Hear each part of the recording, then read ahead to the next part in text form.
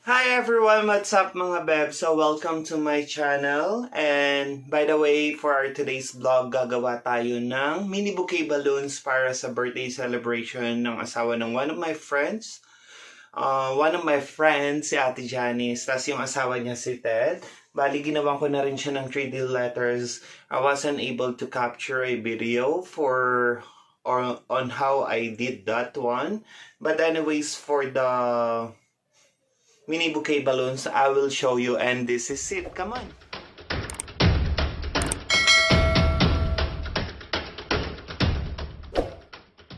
So yun mga bebs, so ipapakita ko muna sa inyo ang mga gagamitin natin sa ating paggawa ng mini bouquet balloons ng aking friend. Bali, ang naging team niya is black, silver, white. Actually, black lang, masyadong pangit pag black lang. So, hinaluan na rin namin ng konting gray. At papakita ko na sa inyo yung mga gagamitin natin. We have here the foil balloons, the color black. We also have foil balloons, star, heart na silver. Tapos meron din tayo nito. Let's see if we can able to use this one. And then of course, meron na rin akong dalawang balloons. Ito yung magiging base ng ating mini bouquet balloons. And different types of balloons. We have the gray. We have the black mix. White, black, and then meron din ganito. So yun, bali ipapakita ko na sa inyo kung paano gawin ito. Just keep on watching lang mga bebs. So yun mga bebs, bali uumpisahan muna natin sa base. Meron na akong dalawang ganito.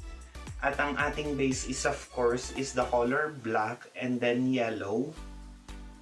Then later on, let's see.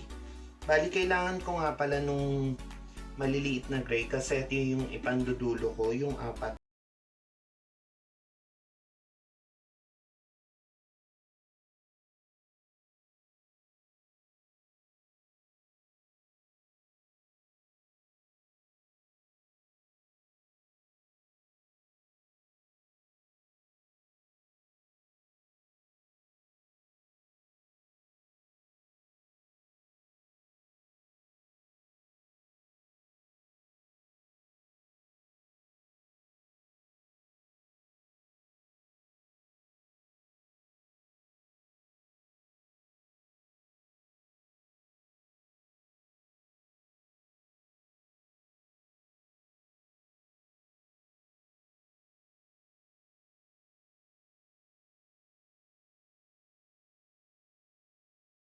Nakagawa na akong tatlong set ng quad. Ito yung mini balloons, which is the smallest size of the balloons.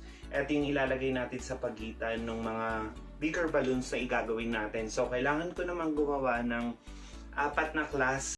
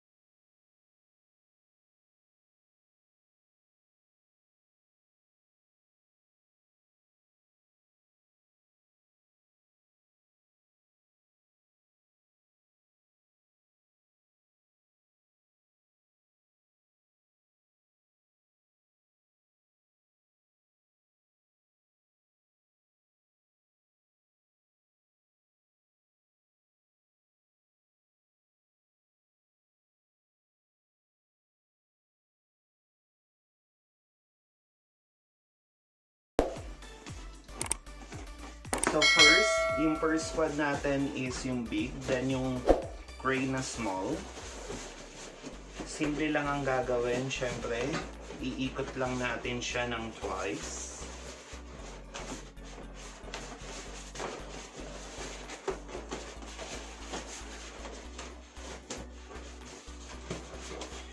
Hindi lang twice pa lang ginawa ko. Dinamihan ko na.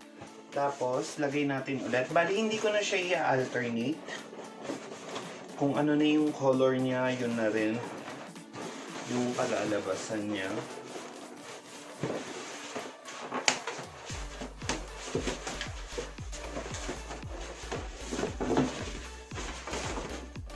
Ito na yung itsura niya.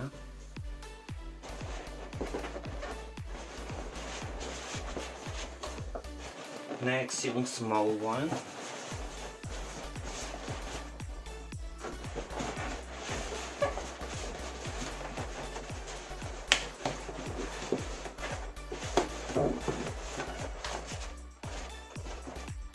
Next, yung big ulit.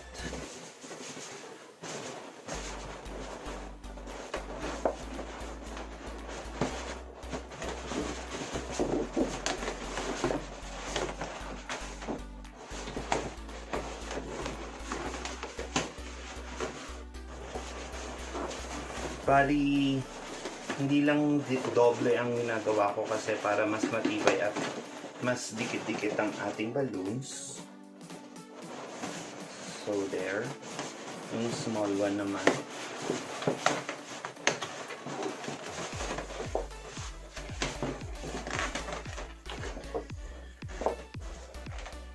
And then this one.